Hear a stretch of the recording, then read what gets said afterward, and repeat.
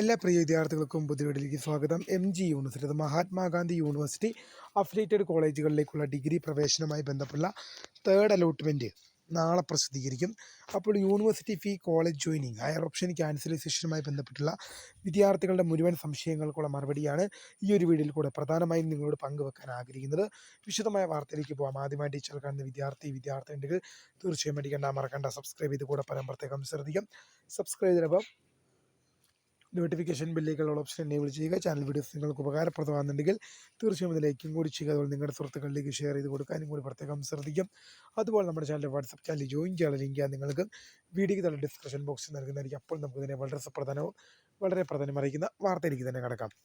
University, അത് Mahatma Gandhi university affiliated കോളേജുകളിലേക്കുള്ള degree പ്രവേശന നടപടിക്രമങ്ങളുമായി യൂണിവേഴ്സിറ്റി മുന്നോട്ട് പോകുമ്പോൾ തേർഡ് അലോട്ട്മെൻറ്റ് നാളെ പ്രസിദ്ധീകരിക്കും. നാളെ ജൂൺ മാസം 28 തേർഡ് അലോട്ട്മെൻറ്റ് പബ്ലിഷ് ചെയ്യുക. തേർഡ് അലോട്ട്മെൻറ്റ് പബ്ലിഷ് ചെയ്ത ശേഷം university fee, college joining, higher option cancellation, university fee, college joining, higher option ക്യാൻസലൈസേഷനുമായി ബന്ധപ്പെട്ടുള്ള നടപടിക്രമങ്ങൾ എങ്ങനെയാണ് നടക്കുന്നത്, എങ്ങനെയാണ് അതുമായി ബന്ധപ്പെട്ടുള്ള പ്രൊസീജിയേഴ്സ് മുന്നോട്ട് പോയി നോക്കാം. തേർഡ് അലോട്ട്മെൻ്റ് ആണ്. ഇനി അതിനുശേഷം ജൂലൈ 1 മുതൽ നിങ്ങളുടെ ക്ലാസ്സുകൾ ആരംഭിക്കുന്നതുകൊണ്ട് തന്നെ തേർഡ് അലോട്ട്മെൻറ്റ് എന്ത് ചെയ്യും, നാളെ വരും. അപ്പോൾ നാളെ അഡ്മിഷൻ ലഭിക്കുന്ന വിദ്യാർത്ഥികൾ യൂണിവേഴ്സിറ്റി ഫീ അടയ്ക്കണമെന്നുള്ള നിർബന്ധമാണത്. അതായത് യൂണിവേഴ്സിറ്റി ഫീ അടയ്ക്കേണ്ടത് ആരൊക്കെയാണ് യൂണിവേഴ്സിറ്റി ഫീ അടയ്ക്കേണ്ടത്? 1ഉം 2ഉം അലോട്ട്മെൻറ്റ്, അതായത് ഫസ്റ്റ് അലോട്ട്മെൻറ്റിലും സെക്കൻഡ് അലോട്ട്മെൻറ്റിലും ഒരു കോളേജിലും പ്രവേശനം ലഭിക്കാത്ത വിദ്യാർത്ഥികളുമാണ് യൂണിവേഴ്സിറ്റി ഫീ അടയ്ക്കുന്നത്. ഫസ്റ്റിലും സെക്കൻഡിലും എവിടെയും കിട്ടിയില്ല. തേർഡ് അലോട്ട്മെൻറ്റിൽ ആദ്യമായിട്ട് അലോട്ട്മെൻറ്റ് ലഭിക്കുന്നത്. ഫസ്റ്റിലും സെക്കൻഡിലും എവിടെയും ഒരു കോളേജിൽ പോലും സീറ്റ് ലഭിച്ചില്ല. എന്നാൽ തേർഡ് അലോട്ട്മെൻറ്റ് വന്നപ്പോൾ ആദ്യമായിട്ടാണ് നിങ്ങൾക്ക് പ്രവേശനം ലഭിച്ചത്. അങ്ങനെയെങ്കിൽ നിങ്ങൾ യൂണിവേഴ്സിറ്റി ഫീ ആണ്. നിങ്ങൾക്ക് ഫസ്റ്റിലും സെക്കൻഡിലും എവിടെയും സീറ്റ് ലഭിച്ചില്ല. തേർഡ് വന്നപ്പോൾ നിങ്ങൾക്ക് ആദ്യമായിട്ട് പ്രവേശനം ലഭിച്ചു. അങ്ങനെയെങ്കിൽ നിങ്ങൾ യൂണിവേഴ്സിറ്റി ഫീ അടയ്ക്കണമെന്നുള്ളത് നിർബന്ധമായ കാര്യം തന്നെയാണ്. എന്നാൽ ഫസ്റ്റ് അലോട്ട്മെൻറ്റിലും സെക്കൻഡ് അലോട്ട്മെൻറ്റിലും സീറ്റ് ലഭിക്കുകയും 3ആം അലോട്ട്മെൻറ്റിൽ അതേ ഓപ്ഷനോ അല്ലെങ്കിൽ ഹയർ ഓപ്ഷനോ ലഭിക്കുന്ന വിദ്യാർത്ഥികൾ വീണ്ടും ഫീസ് അടയ്ക്കേണ്ടതില്ല. അതായത് 1ആം അലോട്ട്മെൻറ്റിലോ 2ആം അലോട്ട്മെൻറ്റിലോ സീറ്റ് ലഭിക്കുകയും നിങ്ങൾ ടെമ്പററി ആയി ജോയിൻ ചെയ്ത്, പെർമനൻറ്റ് അഡ്മിഷൻകാരൊക്കെയാണ് പെർമനൻ്റ് ആയിട്ട് ജോയിൻ ചെയ്ത് അവരുടെ അഡ്മിഷൻ പ്രൊസീജിയർ കഴിഞ്ഞു, ഇനി അവർക്ക് ക്ലാസ്സിൽ പങ്കെടുക്കാം.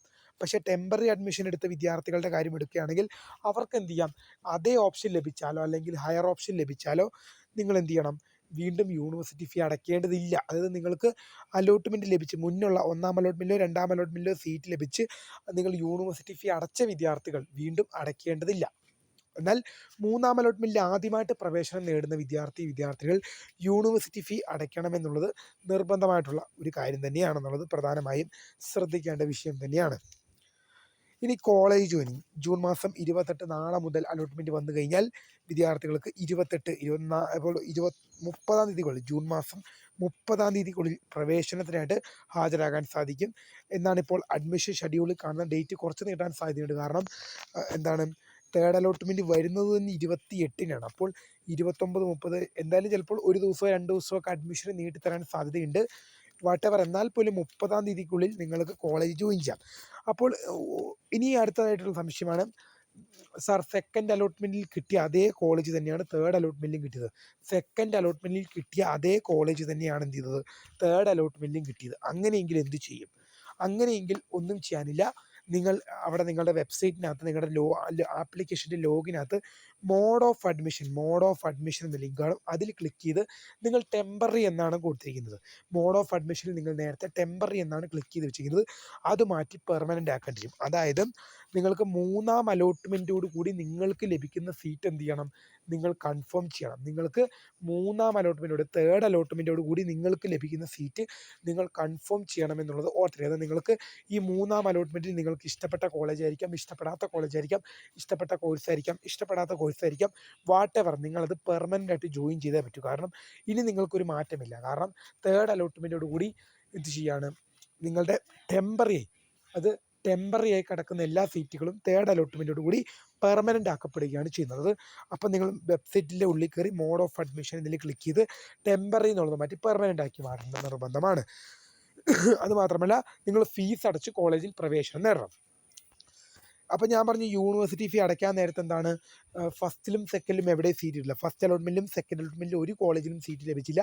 തേർഡ് അലോട്ട്മെൻറ്റിൽ ആദ്യമായിട്ടാണ് സീറ്റ് ലഭിക്കുന്നതെങ്കിൽ യൂണിവേഴ്സിറ്റി ഫീ അടണം. ജനറൽ കാറ്റഗറിയിൽ പെടുന്ന വിദ്യാർത്ഥികൾ 1550 രൂപയും കണ്ടാണ്. 1500 മേലെയാണ് അടയ്ക്കേണ്ടത്.